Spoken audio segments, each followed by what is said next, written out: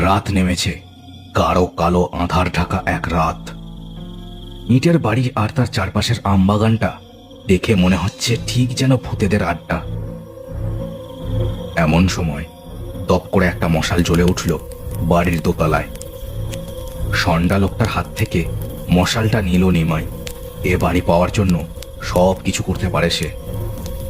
যা, এবার ওই যে দেখ, তোকেই দেখছে বাগানের সামনে দাঁড়িয়ে।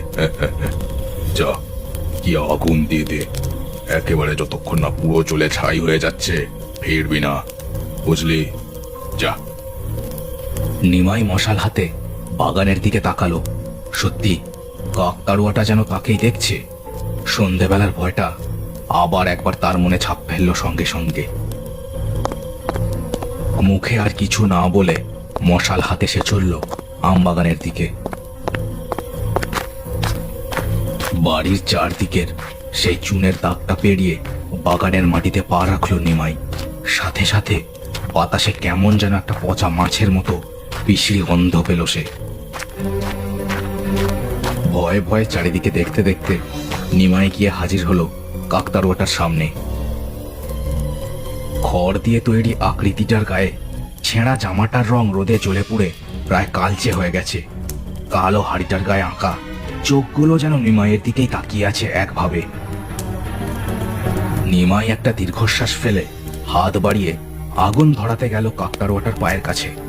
হঠাৎ একটা খড়ের হাতের প্রবল চড়ে নিমাই ছিটকে গিয়ে পড়ল মাটিতে। কোনো মতে ঘাড় তুলে বিস্ফারিত চোখে যা দেখল সে, ভয়ে গলা শুকিয়ে গেল তার। খড় আর কালো হাড়ি জুড়ে বানানো সেই কাকতাড়ুয়াটা ঠিক মানুষের মতো দুপায়ে দাঁড়িয়ে তার দিকে ক্রুদ্ধ চোখে তাকিয়ে আছে। কে তুমি? কাকতাড়ুয়াটার খড়ি দিয়ে বানানো দাঁতের শাড়ি নড়ে উঠল এবার। চিনতে পারছিস না নিমা? তা অবশ্য চিনবি বা কি করে?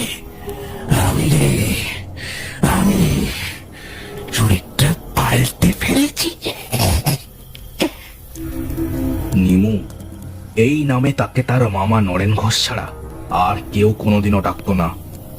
মা মা মা নয় অত ছাড়া, মামা বল। মা বেটা ছেচর, বেঁচে থাকতে তোর টিকিটিও দেখতাম না তোর।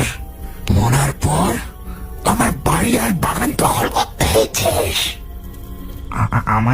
আমায় ক্ষমা করে দাও, আমায় ক্ষমা করে দাও।